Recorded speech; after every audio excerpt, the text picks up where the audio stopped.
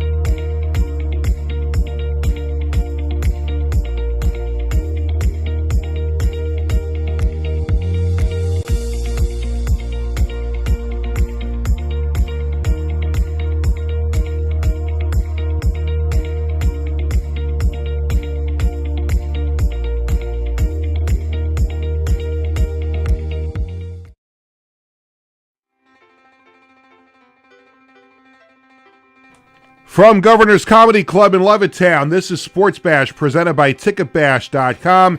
TicketBash.com, where memories are made affordable and where you'll never pay a service fee. Sports Bash is also presented by the Ryan Anthony Head Start Fund, a group of like-minded individuals trying to raise awareness to our future generations of all possibilities of success other than just college. For more information, visit www.lookWhoMadeIt.org. Sports Bash is brought to you by the Embassy Diner, located at 4280 Hempstead Turnpike in Bethpage. Every customer is considered family at the Embassy Diner. Mention Sports Bash, get a free dessert with your meal.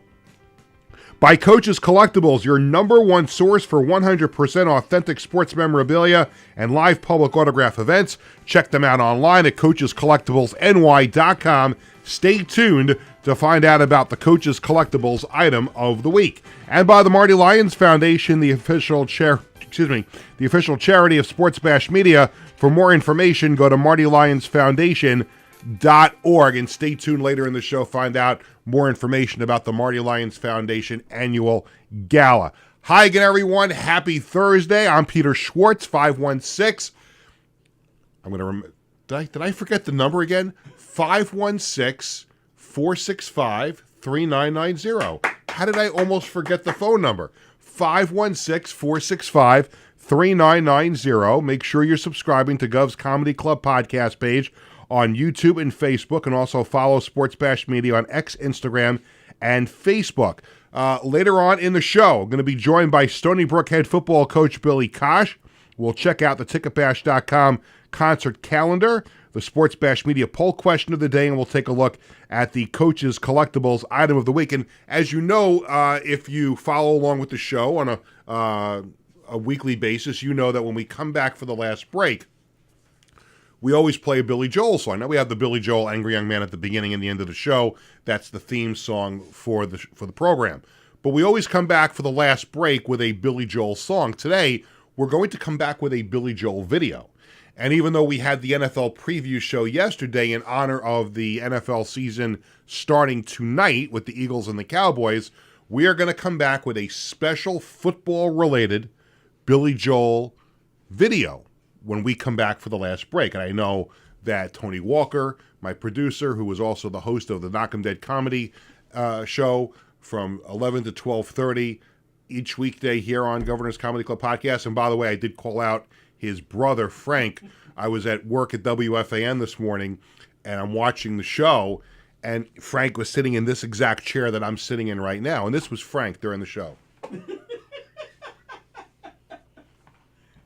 Tony, what was with that today? Did you call? Did you get my note that I sent on? I read it on the air. Oh, you read it on the air, and he jumped right up. He jumped right up like this. That's right. Okay, I wanted to make sure because I didn't see the whole thing because I had to run in and out of the my little office for updates. So I must have missed when you said it on the air. But yes, like Frank is sitting back like this morning. But very good show today. Very enjoyable. I'm glad you actually picked a good day to do a good show. I'm just kidding. No, it's a great show every day. A lot of laughs on the Knock 'em Dead comedy show.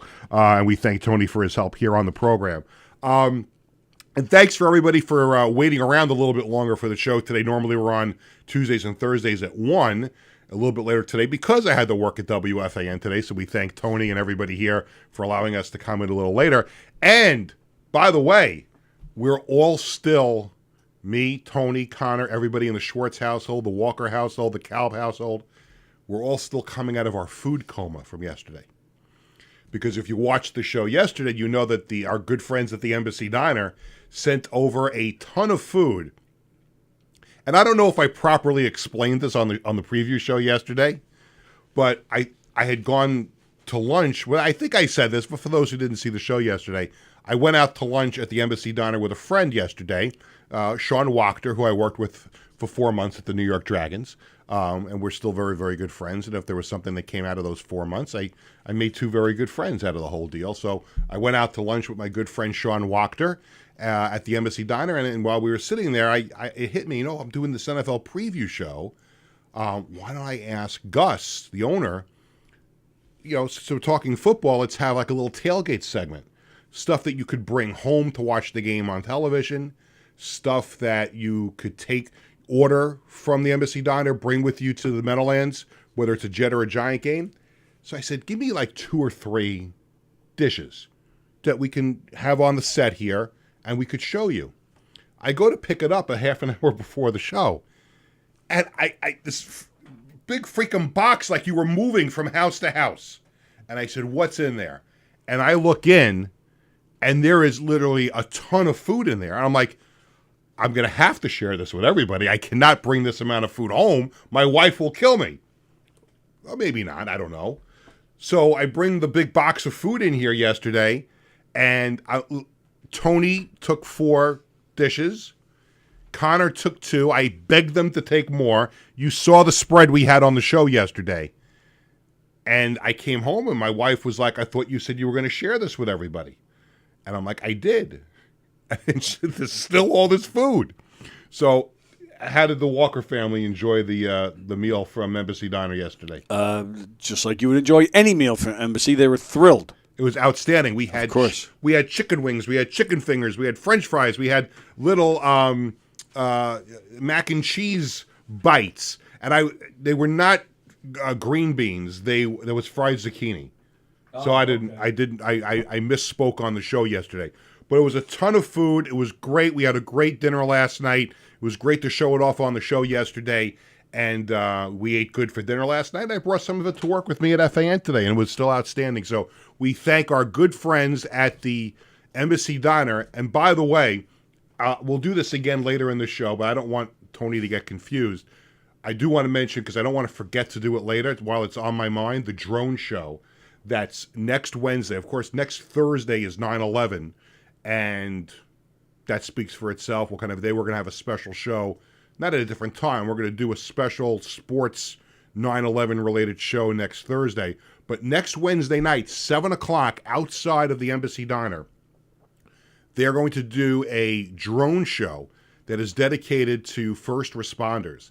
And Gus was telling me about this yesterday. It's going to be a wonderful program that they're going to have. If you're in the Bethpage, Levittown area where we are here, please try to stop by, and obviously please go inside and have a nice meal, and tell Gus that Sports Bash sent you so you can get that free dessert with your meal. But this is going to be a spectacular show, and I know I threw Tony for a little curveball there to get it up on the screen. We'll do it again later on the show if you tuned in late. But I wanted to make sure I got that in. And again, thanks to Gus and the Embassy Diner for a great meal yesterday. We talked a lot of football on the show yesterday. Obviously, it was our football preview show, and we did a special yesterday. So we're not going to talk too much about football today. I might get into it a little bit later on if we have some time. Obviously, we're going to talk college football with Billy Kosh, the Stony Brook head coach. But obviously, we have to start with baseball. And yesterday was a very disappointing day for both the Mets and the Yankees. A real bad loss for the Mets during the day in Detroit.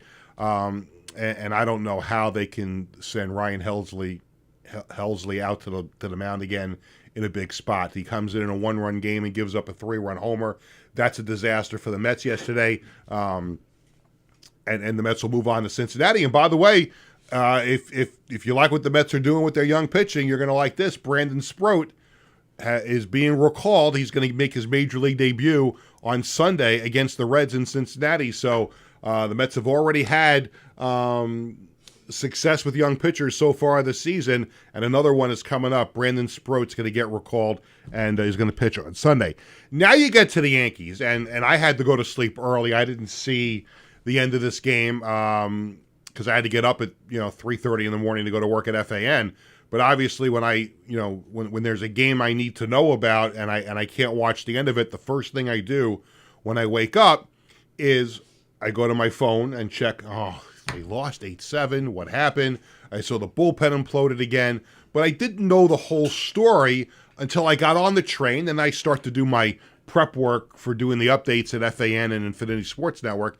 And I start to see these tweets and these other social media posts about how bad the umpiring was in that game last night. And I don't usually, and if you follow me and you watch this show and you hear me on other platforms and you follow me on social media, I don't usually make a big to-do about umpiring or officiating, whether it be basketball or hockey or football. I don't. I understand that these guys are humans and you're not going to be 100%. But as I started to read more and more of these posts about the umpiring last night, it really started to perturb me. And then the guy's name obviously is out there, because if you watch the game, you know who the umpires are. And the home plate umpire in that game yesterday was somebody by the name of Brian Fisher. And I couldn't tell you, I don't know the umpires up and down, left and right, who has experience, who doesn't. Was he a recall? I honestly don't know, and shame on me. I probably should have looked it up before I did the show. However, there's also these social media accounts that rate the umpires. I don't know if you've ever seen an umpire, whatever it is, they rate how many calls that they miss. And there was one social media thing that I saw where he made 21 mistakes calling balls and strikes. 21. And again, I didn't see all of them. I saw a bunch of them. I saw obviously that Jazz Chisholm third strike call to end the game, and Tony is as much of a Yankee hater as anybody. I'm just obviously he loves the Mets and stuff, but and you probably saw some of those too. I mean, the pitch to Jazz Chisholm was, and I exaggerated on the air this morning at work because I was angry. Oh, the ball was 2 feet outside. It wasn't 2 feet outside. It was clearly a ball, and he called it a strike. But there were apparently 21 missed calls by Brian Fisher. 15 of them went against the Yankees. And again, it's probably not the only reason that the Yankees lost the game. Did it contribute to it? Yes. Devin Williams still has to come in and pitch better. And you know, the Yankees had, Bellinger hit the 3-run homer in the ninth inning to make it close. But I mean, take advantage when you have chances to score runs. You know, a bad call by the umpire is never the biggest reason why. It could be a critical reason, not the most important, not the only reason why you lose a game. But 21 mistakes. And it leads me to a term that you could use in any walk of life, and it's called accountability. And you can use it if you're umpiring a baseball game, refereeing a game, any job you do. You make a mistake, you have to have accountability. If I go to work at WFAN and I don't know, let's say I don't know what the exact number is, but let's say on an average shift, I do 20 combined updates between the network and WFAN. If I make 10 mistakes on my update, my boss is going to call me in and say, why did you make 10 mistakes? And I'd have to be held accountable. And if they took me off the air, they took me off the air. If I came on here doing this show, now I can't say about cursing because cursing is allowed here on Facebook and YouTube and all that stuff. You can curse on this show. But if I come on and I'm talking about something and I make factual errors, if I bring Billy Kosh on in 15 minutes to talk about Stony Brook, and I call him by his wrong name, or I mispronounce Stony Brook and I say Pioneers instead of Seawolves, or I call the wrong team that they're playing, like I have to be held accountable for that. And Brian Fisher has to be held accountable for his god-awful performance behind the plate last night. You cannot let this man go unscathed. And again, it's my full disclosure, you watch the show, I'm a diehard Yankee fan. And I'm angry that the Yankees lost a critical game last night because then they lost the game to the Blue Jays. And again, it's not the only reason why they lost, but if I saw that he made 21 mistakes in a game between the Tampa Bay Rays and the Baltimore Orioles, I would probably still have the same reaction. Maybe not as fiery as I am right now because it involved the Yankees, but still, it's accountability. Like, there's no way of how Major League Baseball can look at this and say, we can't do something, to suspend this guy for a series or send him to some training or just question him. How could you make 21 mistakes in a game? And the female umpire that came up and made history, a couple of weeks ago, everyone wanted to make a big deal. Like her first call of the game was an error, and obviously her being a female was a big reason why she got picked on. But she didn't make 21 mistakes in the game. Here's again, I'd have to look it up, and again, I apologize. I probably should have done that, but I don't think he was a rookie umpire. I'd have to look it up. We could find out maybe during the break coming up. I'll look it up. I should have done it before, but you can't make 21 mistakes. I mean, that's and the reason why I get a little excited about this is that both of my kids are umpires. When Bradley is home during the summer from school, even before he went away to college, he became an umpire. Started out at the little league in our town, and he worked his way up, and now he's he's part of the a couple of the professional umpire crews here on Long Island, and he does a really good job. And I know it's easy for me to say because he's my son, but he does a good job. And the other veteran umpires that have done it for years have said that to him and to me. And my younger son Jared has started umpiring, and he's getting nice reviews. But you know what? they take it very, very seriously, even though it's, they're umpiring 8-year-olds, 9-year-olds, 10-year-olds. Bradley's obviously a little bit, higher than that too. He's doing some older kids, and he's doing some high school girl softball, I think he was up to this year. So he's doing a lot of big things, and he takes it very, very prideful. When you make 21 errors in a Major League Baseball game, if you're an umpire, I'm questioning how much pride you have in your job to make 21 mistakes. And I just heard, my compadre at WFAN, Evan Roberts, was talking about this on the air, so I can't completely steal this idea, but he was right because he said it on the air as I was driving over here from the train station. We are, as a fan base, as in a world now where you watch games on TV with technology that we did not have when I was growing up, when Tony was growing up, when a lot of people I know that are watching the show grew up. You watched old games, and you never had the strike box. You never had that strike box. I watched games growing up as a kid, and you never had it. And now you have, and now you have all this technology. It looks like you're watching a video game sometimes on television, where you see the trajectory of the ball and you see where it lands. Now, that score box is not always accurate. Umpires have said that. It's not, because sometimes the way the ball comes towards home plate, it's not accurate. But however they judge the umpires, and I'm sure Major League Baseball takes a close look at it, 21 mistakes, and no sooner did I say his name. There's a pro wrestler. He's in TNA, and sometimes he's in the NXT, which is the WWE developmental thing. He's called Joe. His name is Joe Hendry, and his music is "Say His Name and He Appears." Well, I said Bradley's name, and he appears here on the show. It's amazing. From beautiful Waterbury, Connecticut, on the campus of Post University. Bradley, my son, who is also an umpire when he's home. Bradley, you must have heard my monologue, and I'm sure you want to chime in on this clown by the name of Brian Fisher from last night. I did for sure. What's going on, Peter? That's what you call me? First time, long time? Hello? Yeah, what's going on, Dad? Thank you very much. That's a lot better. Okay, go right ahead. Just chiming in, I know you said that you didn't have much background, but Brian Fisher, he has had actually a pretty good season this year so far, despite last night. It happens, rough game, whatever. But rough, 21 mistakes. So just to give some context on that, 21 mistakes, right?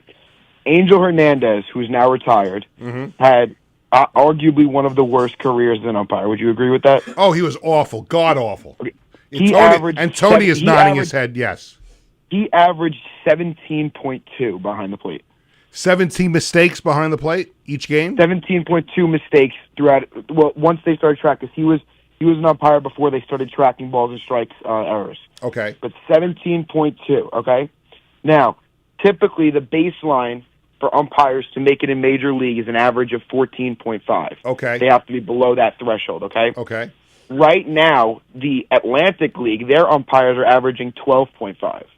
But that guy Freddie is the best umpire in the Atlantic League, isn't he? He's fantastic, yes. Yes. But just to give some context as to 21 mistakes, where that stands in professional baseball, it really is, there's having a bad game, having a bad night, but that is just, it really needs to get taken into account by the MLB, and they really need to take a look at that for Brian Fisher. Despite he has had a good season. I don't know his numbers right now off the top of my head, but he has had a good season from what I've seen. Okay. All right. Well, I knew you were going to have an opinion on it. By the way, I plan on talking about this a little bit later on in the show, but while you're on the phone, how happy were you with the 51-14 win by Post University over West Virginia Wesleyan on Saturday in the season opener, your first game at the Division II college level? Oh, I was thrilled. Offense, defense, special teams, we were getting it done, and then it's on to Southern Connecticut. Got to go 1-0 next week, and keep it rolling, and hopefully get a shot in the NCAA playoffs. And bye week this week. I know you're coming home. Make sure you let me and Mom know which train you're on tomorrow.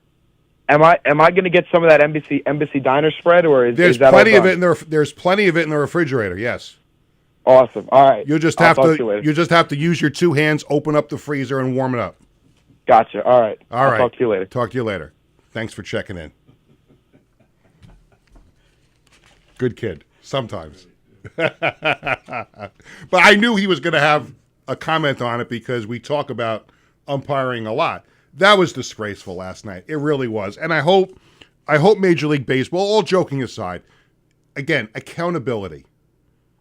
You have to take accountability, whether you're an umpire, a talk show host, a customer service representative, a bank teller. If you make a mistake, you have to own up to it. Or the place you work for has to take some course of action. And I would imagine, I hope, whoever the supervisor is for the umpires had Brian Fisher on the phone today to talk about it. And I'm sure Major League Baseball is going to want to talk to him about it because that was just awful. And here's the other thing, too.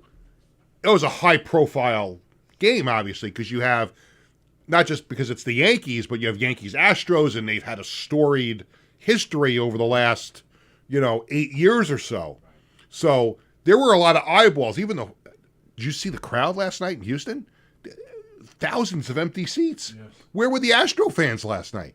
That's another subject, but I'm just saying. There were a lot of eyeballs on that game last night. In any event, I'm done talking about umpiring. I'm done talking about a terrible day for the Mets and Yankees yesterday. When we come back on the show, we're going to be joined by the outstanding head coach of the Stony Brook Seawolves. Billy Kosh is going to join us because we've got Stony Brook's home opener on Saturday night at Laval Stadium. We're going to talk to them about that, their season opener, which didn't go too well, but we'll talk about that and everything that's going on football-wise on the Stony Brook campus when Billy Kosh joins us right after this. Hi, I'm Peter Schwartz. And I'm Vinny Tickets. We want to take a moment to talk about our fantastic sponsor, the Embassy Diner. Embassy Diner has been a beloved staple in the restaurant industry for over 50 years. And the great thing about it is when you walk through the door, you're not a customer, you are family. Every visit promises to be filled with warmth, love, and respect. And here's an extra treat. If you mention Sports Bash during your visit, you enjoy a free dessert on the Embassy Diner. Come on down to the Embassy Diner. We're great food, great company for over 50 years. And the great thing about it is when you walk through the door, you're not a customer, you are family. Every visit promises to be filled with warmth, love, and respect. And here's an extra treat. If you mention Sports Bash during your visit, you enjoy a free dessert on the Embassy Diner. Come on down to the Embassy Diner, where great food and great company are always on the menu. Visit the Embassy Diner located at 4280 Hempstead Turnpike in Bethpage. In 1982, the Marty Lyons Foundation began with a single heartfelt mission: to bring moments of joy and hope to critically ill children by granting wishes that make their dreams come true. Since that day, we have touched the lives of over 8,500 families, raising over $43 million to grant wishes that offer a beacon of light in their darkest times. These precious wishes cost an average of $6,700 each, and your support is crucial to our mission. Every donation, big or small, makes a difference. And with 76 cents of every dollar going directly to supporting our families, you can rest assured your support truly changes lives. The Marty Lyons Foundation operates 11 chapters in 14 states now, working tirelessly to reach as many children as we can. This dedication goes hand in hand with our commitment to transparency and accountability, earning us top ratings on Charity Navigator, Great Nonprofits, and Candid, which underscores our dedication to those we serve. The Marty Lyons Foundation grants wishes to children ages 3 to 17. And what really makes this foundation so special is our willingness to grant not only a first wish, but also consider a second wish to a child who continues to battle a life-threatening illness. We stand by these children, offering them hope and strength through the power of dreams, giving our children the courage to wish for more. What's your purpose in life? Is your purpose in life to live in the big house and drive the nice car? No. Your purpose in this life is to make it a little bit better for those that follow and realize that we live for today to see a better tomorrow. Visit MartyLyonsFoundation.org to learn more and get involved. In 1982, the Marty Lyons Foundation began with a single heartfelt mission: to bring moments of joy. Welcome back to Sports Bash, presented by TicketBash.com and the Ryan Anthony Head Start Fund. I'm Peter Schwartz. Just one more note on the umpiring in the Yankee game last night before we get to Stony Brook head coach Billy Kosh. One thing I forgot to mention, and I wanted to, and then my son calls, and I totally forgot to bring it up. But people found photographs of Brian Fisher on his Facebook page last night from years ago. He was a Red Sox fan. So he had pictures posted on his Facebook account of him in Red Sox stuff at Fenway Park and all that stuff. And people actually thought, well, that's why he put 15 calls against the Yankees last night. See, he's a Red Sox fan. He was trying to screw the Yankees last night. Now, I don't think that's why he made the mistakes. I think he just had an awful night behind the plate. But I just thought it was funny that it was a huge game for the Yankees. They're tied with the Red Sox for the first wild card spot.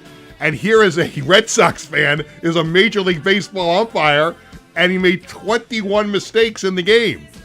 So there you go. It was just one of those nights.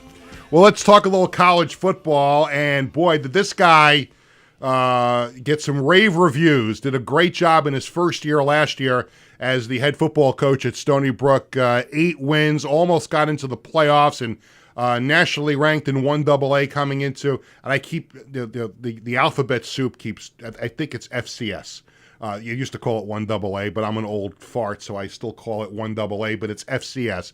But nationally ranked coming into the season, and Stony Brook is about to play their home opener Saturday night against Rhode Island at Laval Stadium, and he's been on the show before. We welcome back a good friend of the program, the head coach at Stony Brook, Billy Kosh. Billy, it's Peter. How are you, sir?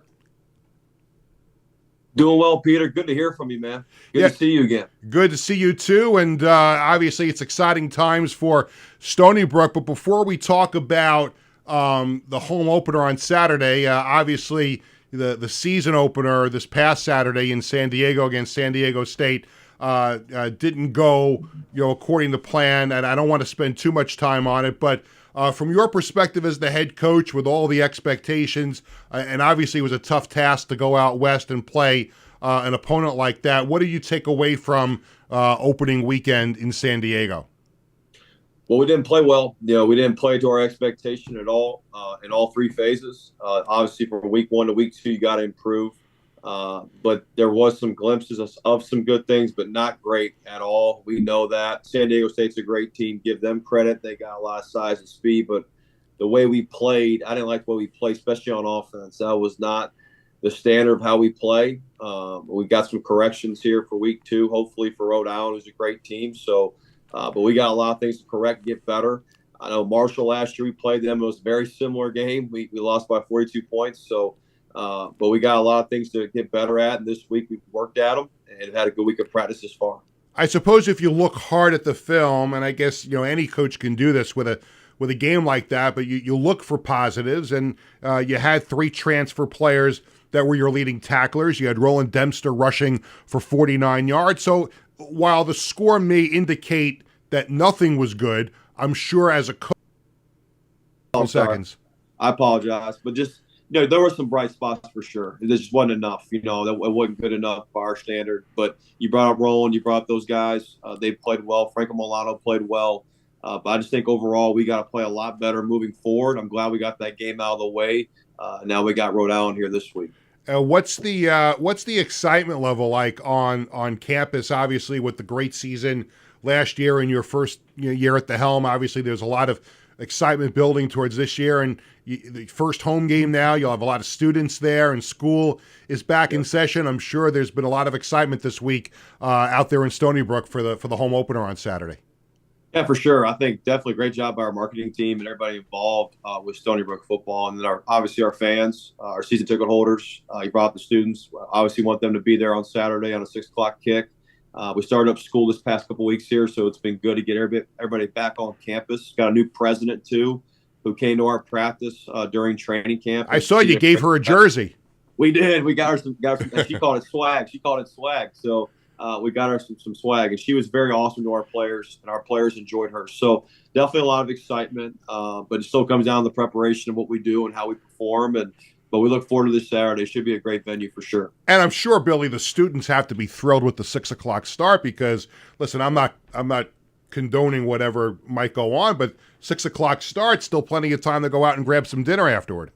I think so. I think it's a catch for everybody. Obviously for us as players and staff, and obviously fans. I think it's a great time. You know what I mean? Great time under the lights. You get a light game, which is pretty cool, under the lights here at Laval. So it should be a great night, man. We're excited about it. Hey, you touched on this a little bit before, but obviously the opponent is Rhode Island, coming in ranked, number 9 in FCS. So it is a really strong opponent. Can you kind of break down what we can expect to see from them on Saturday and what the keys would be for you guys to compete and come out with a victory? Yeah, great team. They're preseason favorites to win this league. They won the league last year. Definitely because of the quarterback. They got a starting quarterback back. That was a good player. It's a dual threat player. They got a big running back. Their O-line's physical, and they got some really good pass catchers that can catch and carry. So just a lot of guys returning. Then on defense, they have a defensive end that's a great player. It's a good pass rusher. They have good team defense. Coach Fleming's a great coach, who's their head coach, and their whole staff. They do a great job. So there's an older team. They got a lot of guys back. A lot of guys probably could have left, but they stayed and played for Coach there. So I really think for us, we got to do what we do. We got to get back to our style of football, being physical, taking care of the ball, being efficient on offense and on defense, getting stops and playing good team defense. But it's a great task. Got a lot of respect for them. I got a lot of respect for their team. They're an older team. They beat Campbell last week. They were down and came back and won. That tells you a mature team. They were down almost 2 or 3 scores roughly, and they came back and won. So it tells you they got a lot of maturity and older players to overcome that deficit. So it'll be a great challenge for us on Saturday. We're talking to Billy Kosh, the head football coach at Stony Brook, as Stony Brook gets set for their home opener on Saturday at Laval Stadium, 6 o'clock kickoff against Rhode Island. What's going through the players' minds, you think, this week? Obviously, you get the first game out of the way on the road, but there's always a lot of pomp and circumstance around the home opener. Do you worry about the players getting too amped up because it's the first game at home, or is that something that should be there for the players? They should be a little extra excited because it's the first home game. You got to be excited to play this game, you know what I mean, in general, whoever you're playing against, regardless of the opponent. So I think they're amped up to get ready to go play again. We're all about our preparation. We've had a good, week of practice. We got another practice tomorrow on Friday, and we're a process team, not to be corny, but we believe in the process of improvement. We do. We really do. But I think you got to. In these type of games, you got to. It's going to be exciting. If you're not excited, something's wrong. You know what I mean? Because it is your home opener. You're playing in front of your fans. You've got the number 9 team in the country coming to Laval Stadium. So there's a lot of things that are going on. But we know we just got to keep getting better each day. And obviously on game day, just execute the way we're supposed to execute. And should be a great contest between a great team. Billy, I asked you this question last season when you were on, because at that point, the expectations, you so far exceeded the expectations last year in your first season, and we talked about it. And I think I asked you on the show last season, were you surprised even yourself at how quickly it took to turn the program around? And now through the offseason and through training camp, and with you are being nationally ranked, coming into this year, and the expectation is that you'll be a playoff team this year. I'll kind of ask that question again. Are you surprised how quickly things turned around, or was this part of the Billy Kosh plan when you got the job at Stony Brook? Well, you get a first press conference, you say all those things, you're going to do all those things. But I was a little shocked by how fast it was expedited, no question about it. But it was all about the work. And what you'll learn, Peter, every year is a new year. Every team's a different team. And you got transfers, you get guys that graduate and leave. So you got to reteach the standards. You got to reteach the things every year. And that's fun. That's also aggravating, because usually back in the days, you guys know, you had guys for 3 to 4 years, and they graduate and do what they had to do after they were done. But now this portal, it's year to year. It's year to year. So, but no, definitely shocked by it. But I'm excited for this year for our guys. We've had a great training camp. But I really think, again, like every day, I think our guys come out with the same mindset to be consistent and improve. And I think all those expectations, they're just for us. We just want to keep improving, keep getting better, and trust our process of improvement. And I think also, and I know you're new to Long Island, still relatively new, your second season. Yeah. But, growing up here, and obviously, years ago, Hofstra, and they don't have a football program anymore, but obviously Hofstra had some great years at Division III and at 1AA, and then the program went away. So it was always kind of, people looked at Long Island college football as kind of like almost like a nothing thing. And in a very, very short amount of time, you guys have, and I know you gave credit to the marketing department before too, because they've done a great job in promoting the product, but you have to feel, and I'm sure Sean Helburn, the athletic director, has to feel great about just the way that you've kind of changed the narrative about Long Island college football in a very short amount of time.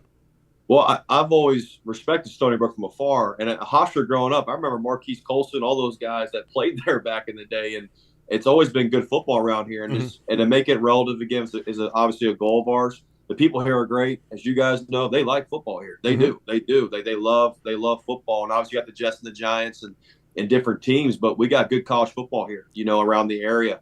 So we want to make them proud and make them proud of Stony Brook University for sure. And but people have been great, though. I will say that they've been so welcoming to my wife and I and my family, and just been first class. And I'm just glad to be a part of this thing. It's a great community. It really is. So I'm very fortunate to have that around. Speaking of your wife and your family, the Kosh family is about to grow by one, I understand. Yeah. I don't know when. It's at any point. So we're excited. We have a son. So we're very, very fortunate to have that. Any point I could get a call that my wife might go into labor. So we are on edge. I got my phone right here on me at any point, it could happen. So but we're very thankful. My daughter's almost about to be 2. I have our son here. So we're up 202, which we're excited about. It'll be a lot of work, but people have done it before, obviously, as you guys know, so we can do it. We're excited. Is she excited about being a big sister?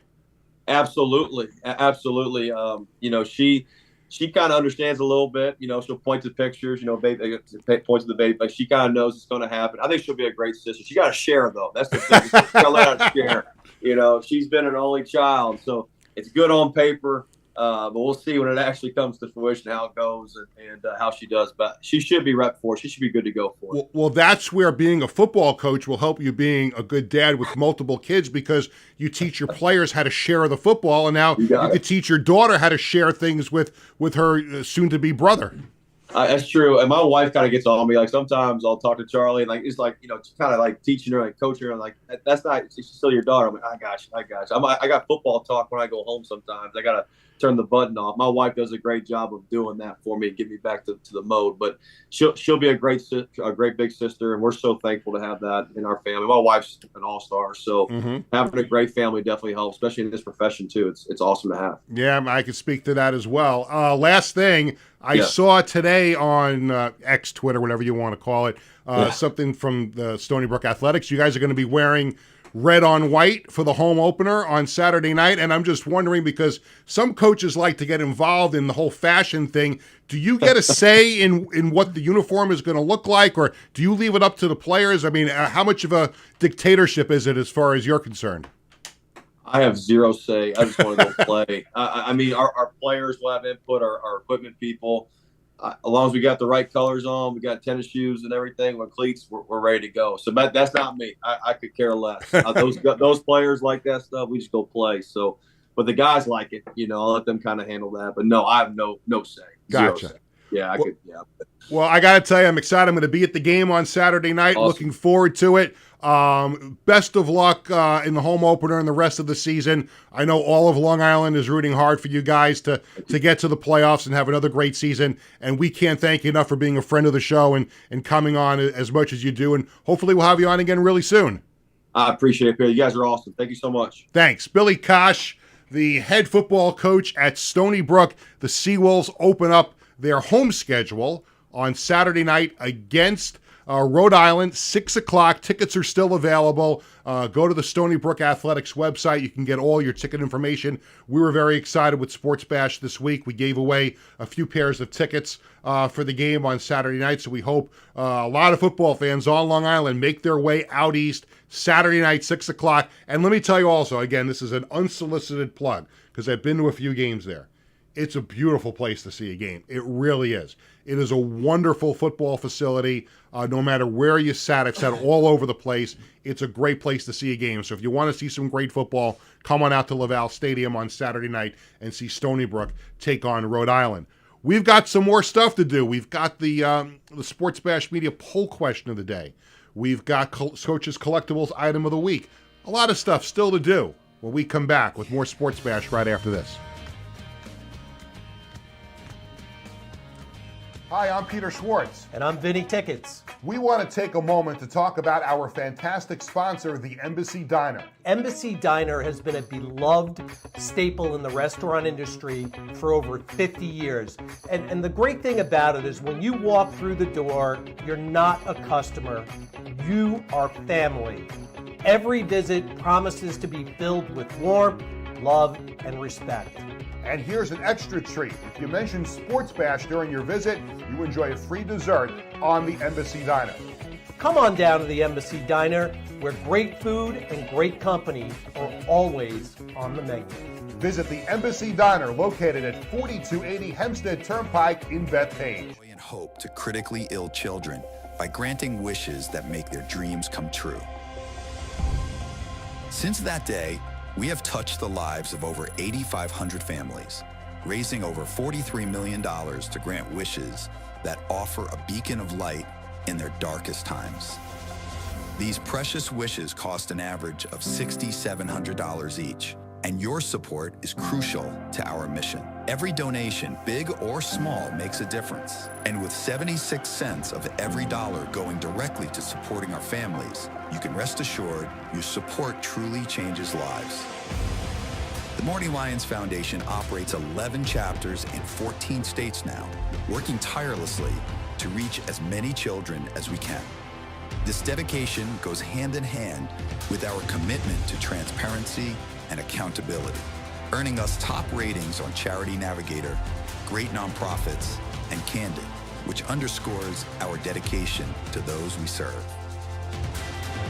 The Marty Lyons Foundation grants wishes to children ages 3 to 17. And what really makes this foundation so special is our willingness to grant not only a first wish, but also consider a second wish to a child who continues to battle a life-threatening illness. We stand by these children, offering them hope and strength through the power of dreams, giving our children the courage to wish for more.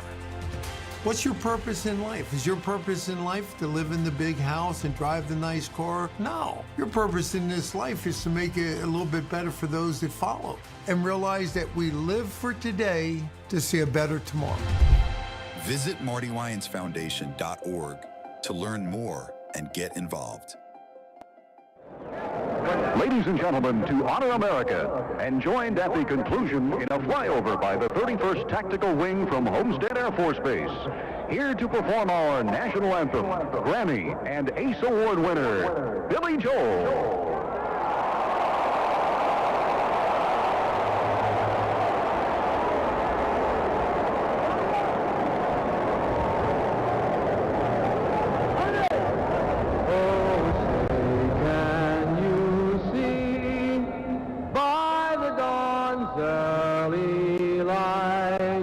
What so proudly we hailed at the twilight's last gleaming, whose broad stripes and bright stars through the perilous night o'er the ramparts we marched were so gallantly streaming.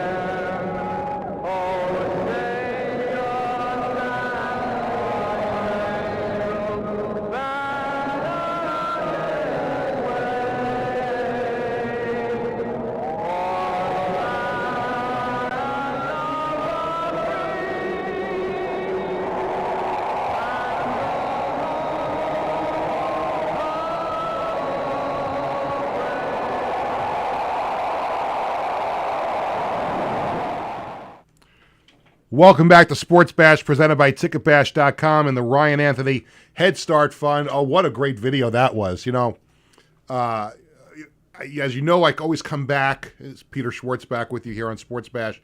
I always come back with a Billy Joel song for the last segment, and I wanted to do something a little different. I'm like, oh, it's football season. We didn't get to it yesterday on the football preview show. So I thought, it'd be great. Billy Joel sung the national anthem. I think he sung the national anthem at 2 Super Bowls, but that one was from Super Bowl 23 in Miami. It was the 49ers-Bengals Super Bowl. And if you notice, right as soon as he starts singing the anthem, they show the Cincinnati Bengals sideline. And who's right there? None other than my WFAN compadre, Boomer Esiason. And boy, does he get razzed from time to time, because he had that game won, and he was going to be the MVP of the Super Bowl. And he was practicing the line, the Disney World line. Oh, wow. And then Joe Montana to John Taylor for the game-winning touchdown. And sorry, Boomer, you didn't win. But great video, great job by Billy Joel at Super Bowl 23 singing the national anthem. And there's our Billy Joel song to come back to. Tony, you remember him singing the anthem there at that game? Yeah. I think he's done it a couple of times. I think he's actually done it 2 other times. I couldn't find the other video, but that was great. And speaking of Billy Joel, big news from the Billy Joel family today, the band. Mike Del Giudice, who's been on the show, a friend of the program, a member of Billy Joel's band, and obviously does his own music. It shows at Mulcahy's and also at the Paramount, and I think he's doing stuff at the Bolton Center now with just his own music. But big news from Mike Del Giudice today. He is going to sing the national anthem to start the Ryder Cup here on Long Island later this month at Bethpage. And that's great for him. He has sung the national anthem at a bunch of local sporting events. I know he's done the Knicks, he's done the Rangers, he's done the Jets. And I don't know if he brought this up the last time he was on when we did the show here, but he's been on the show before. We had him when we were out at LI News Radio too, and I've had him on my podcasts before. When I've asked him about singing the national anthem, he'll always joke, the record of the home team is not very good when he sings the national anthem. Now, at the Ryder Cup, is he going to be a jinx to Team USA? I hope not. We hope Team USA comes out on top, but that's the thing you have to remember. And, when Mike Del Giudice sings the national anthem, generally the home team loses. And that's not me saying it. That was him saying it. So good luck to the Ryder Cup team. You now have a little bit of extra work to do to overcome the Mike Del Giudice jinx for the national anthem. But again, all joking aside, it's great for our good friend Mike Del Giudice. And that's a great platform for him to be on, because I think NBC covers the Ryder Cup. So I think they're going to show it. It's going to be great. Great for him, and looking forward to seeing him in concert again very, very soon. This segment of Sports Bash is brought to you by the Embassy Diner in Bethpage. Don't forget to mention Sports Bash and get a free dessert with your meal. It is now time for the Coach's Collectibles item of the week, and this is awesome. I'm still trying to figure out a way to convince Dom at Coach's Collectibles to send me one of these. You know what I think I'll do? I think I'll say, it'll look great on the set here. Can we get it for the set? And this way, every show, we can say, oh, we've got this. Just keep sending different things over here. You send a Jet one, a Giant one, a Yankee one, a Met one, something Islanders. Just send it over our way. And we'll put it on the set, and then we'll take it home. That's it. Easy, right? Get good advertising out of it. You're already sponsoring the show. So let's get that nice big Justin Fields autographed helmet. That's our Coach's Collectibles item of the week. And I'll tell you, every time I look at that picture, I think how grateful I am. Not necessarily to be a Jets fan, because as you know from my monologue yesterday, it sucks to be a Jet fan. But just the fact that they went back to this logo last year, which is the logo that I grew up with. Most people will say, well, they should just go back to the Super Bowl III, which they had for a while. They had gone back to it. But this is the logo that I grew up with.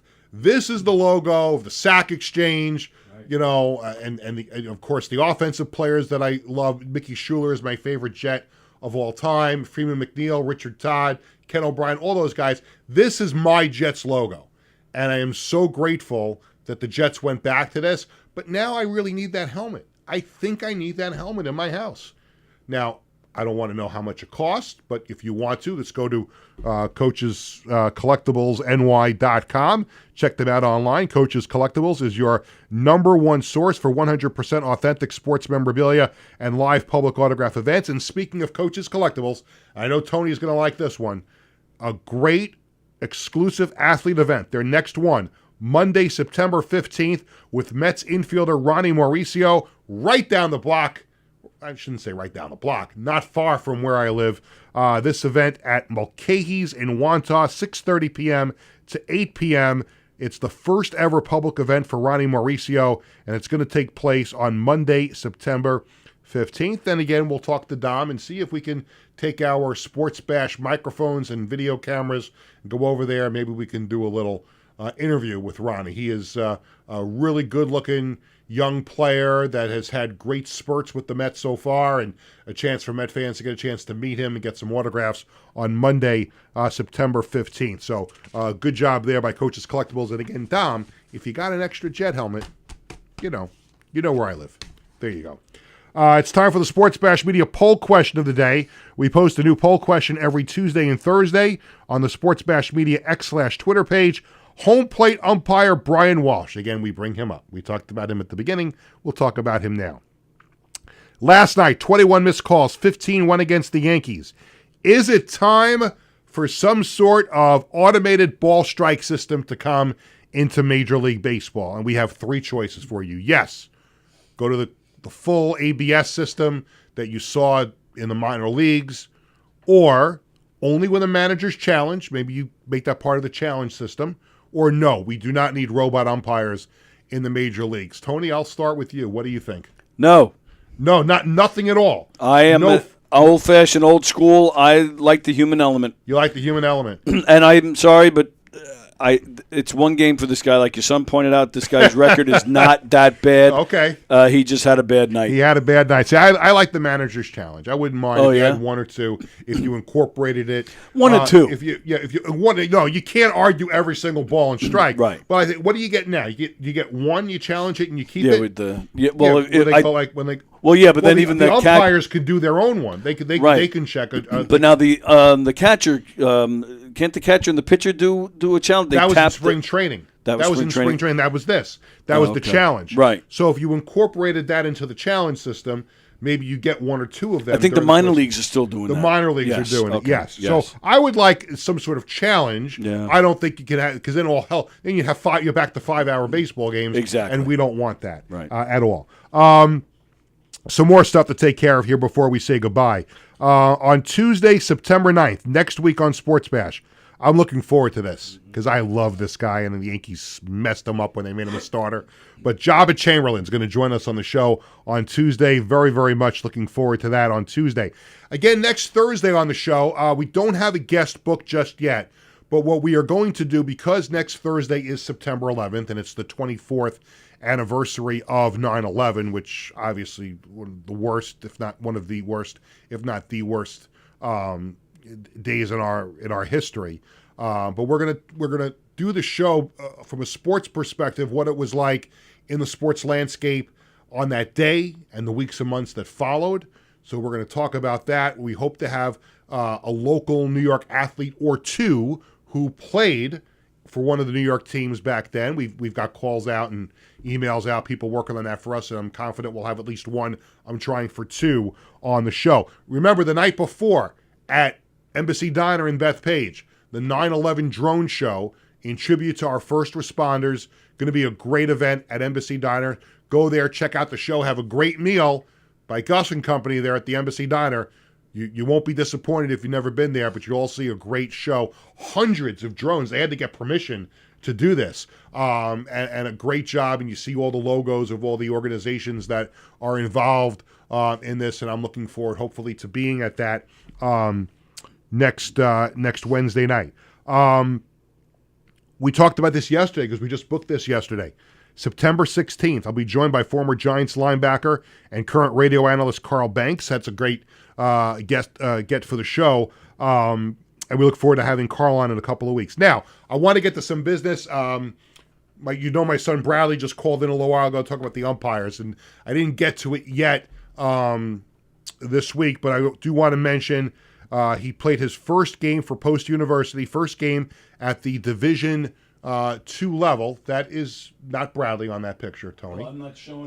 You're not. That's you're waiting on that. Yes. Yeah. So sorry.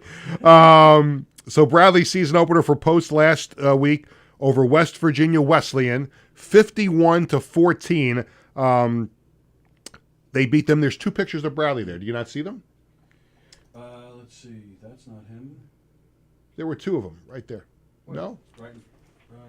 I did send them to you. I don't. All right, hang on. All right. You know what? We'll get back to Bradley in just a second. Let's first. This is what happens when you do live television. I'll wait on Tony for a second. I only see one. Only one? No, there's 1 and 2. Oh, that one I have here. That one you have. Okay, there you go. Now let's go back to that. Bradley season opener for Post last week. They beat West Virginia Wesleyan 51-14, and there is a picture from right from the sideline of Bradley snapping the ball. Did a wonderful job in the game, and a great start to the season for the Eagles of Post University. 51-14 win over West Virginia Wesleyan, and they set all kinds of school records in this game. Again, the program is only 4 years old, so they set records for points in the game. I think it was a record for defensive turnovers, interceptions. There was one young man on the team. You love to see the big guys rumbling for a touchdown. And there was a player on, and I'm still learning the names on Bradley's new team, but there was a player who had a pick 6 in the game, and it's great when you see the big guy get an interception for one and then rumble like 50 yards for the touchdown. So that was great to see in the game on Saturday too. And again, there was a bunch of records that were set up in that game. So a bye week for the Post Eagles this week, and then they'll be back in action next Saturday, a week from this Saturday, against Southern Connecticut, also a home game. So we look forward to that. And we have the one more picture. Tony is about to put it up of a very dapper-looking young man there on the sideline. How about that? Number 74. He was very, very happy to get his old high school number back for Post this year. So there he is getting ready on the sideline to go in. Did a wonderful job. Now, moving right along. Congratulations, and we're going to do this one by one. Is that the next picture we're going to show? The one in the blue? You tell me. I want the other one first. This one. That one first, yes. Congratulations to two kids who Bradley has both played with and worked out with. They were both named to the Newsday Top 100 Long Island High School football players. First up, someone who Bradley played high school football with, Connor Schmidt of MacArthur High School. Tremendous young man, plays on both sides of the ball, and a real big part. He's going to be a junior this year. And congratulations, the only player from the MacArthur Generals to be in the top 100 for Newsday. Now, here is a young man who Bradley has worked out with one-on-one kicking here on Long Island. Brady Bermant from Roslyn High School, one of the best kickers on Long Island, a left-footed kicker. Bradley has enjoyed some great workouts with him, and we got to know him and his family a little bit, and he plays at Roslyn, and he's got a great future ahead of him as well, and he gets into the Newsday Top 100 Long Island High School football player, so congratulations to both Connor Schmidt and Brady Bermant to be on that list. The Marty Lyons Foundation Gala, the 4th annual gala, will be on November 13th at the Bourne Mansion. It was at the Bourne Mansion last year. Wonderful place to have a great get-together, and you want to go to MartyLyonsFoundation.org to get some more information on that event, which is wonderful, and we'll talk to people with the foundation about it as we get a little bit closer. That will do it for this edition of Sports Bash, presented by TicketBash.com and the Ryan Anthony Head Start Fund. Thanks to my guest, Billy Kosh. Good luck to Stony Brook on Saturday night against Rhode Island in the home opener. Thanks to Tony Walker, everyone here at Governors. Thanks to social media coordinator Connor Kalb. Sports Bash is sponsored by the Embassy Diner in Bethpage, by Coaches Collectibles, and by the Marty Lyons Foundation. For our entire crew, I'm Peter Schwartz. Thank you for watching and listening. Sports Bash returns Tuesday at 1 o'clock. Have a great weekend. Good luck to the Jets and the Giants in the season openers on Sunday.